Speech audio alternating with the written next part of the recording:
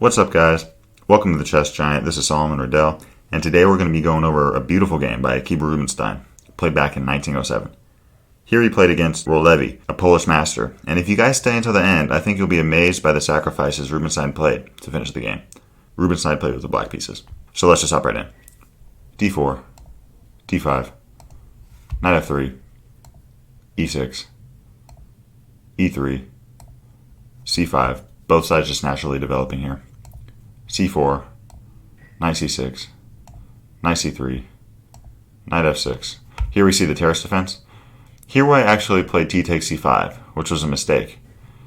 Instead, it was better for White to allow the black bishop on f8 to move first, for example, first to e7, and then take the pawn on c5. That way Black loses a tempo. But since White took the pawn on c5 now, the black bishop is able to come right into the game. Here White continues with a3. We see a6, b4, kicking the bishop back to d6, bishop b2, castles, and here queen d2 from White. Queen d2 is actually a slight error. The queen on d2 is kind of awkwardly placed. I think queen c2 is a slightly better move here. Here we see queen e7, and here White played bishop d3. Now some of you might be wondering, wait, isn't the pawn on d5 ready to be taken? And true, White could do this with c takes d5, e takes d5, knight takes d5, knight takes d5, and queen takes d5. But here Rubinstein had in mind that rook d8 could be played. And here, with the rook having his eye on the queen and the lead in development that Black has here, this is a very uncomfortable position for White to play. So White was wise to avoid this pawn and instead just continue to develop with bishop d3. Now that the bishop has moved to d3, Rubinstein took the pawn on c4. And after bishop takes c4, b5, knocking the bishop back to d3. And here we see rook d8. Now this rook has his eye on the queen, so White plays queen e2, wasting yet another move. And here we see bishop b7 and castles. So here we see that Black has an advantage in development. And here Rubinstein plays knight e5, a nice move. And after knight takes e5, bishop takes e5. Now here White played f4, for good reason. If White played a move like rook ac1, Rubinstein could take on h2 with check. And after king takes h2, queen d6 check. Idea being after king g1, we win the bishop on d3. And here, Black is up a pawn and has a winning position. So because of this, Rotlewi plays f4, kicking the bishop back to c7.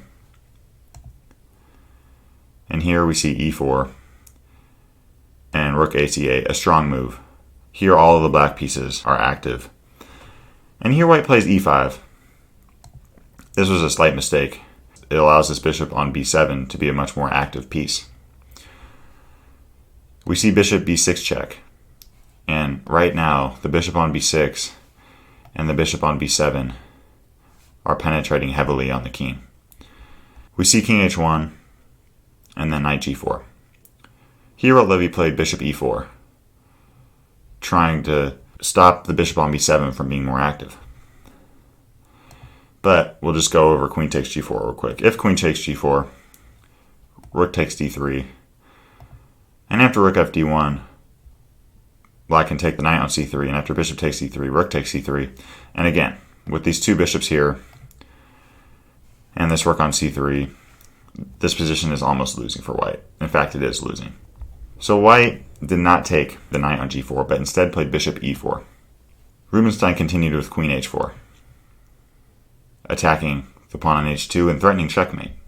So because of this, White plays g3. And here Rubinstein played an amazing move.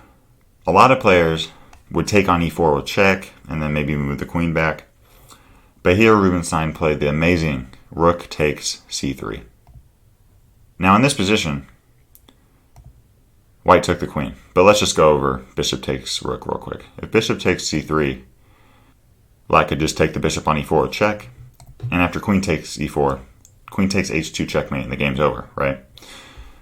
Because of this, after rook takes c3, White took the queen on h4. And here Rubinstein plays another amazing move, rook d2. It amazes me in this position how white can take 4 pieces. 4 pieces are hanging here. The knight, the rook, and the bishop. White can take any of these pieces, but none of them work. For example, if bishop takes c3, we just play rook takes e2. And this game's about to be over. So after rook d2, white took the rook on d2. And here Rubinstein played bishop takes e4 check. And after queen g2, rook h3. And the game's over because Rubinstein is about to play rook takes h2 and the game's over. So wow, crazy game, guys. Still to this day, I'm not sure if I've seen anything quite like it. It was just amazing how Rubinstein was able to pull that off, and it really puts an emphasis on making sure you are developing your pieces quickly and not allowing your opponent to do whatever he likes to. Thanks for watching today's video. If you'd like to watch another one, you can click or tap up here. And I've got a lot more high quality chess content on the way. So if you'd like to subscribe, you can click or tap down here. I really appreciate your support.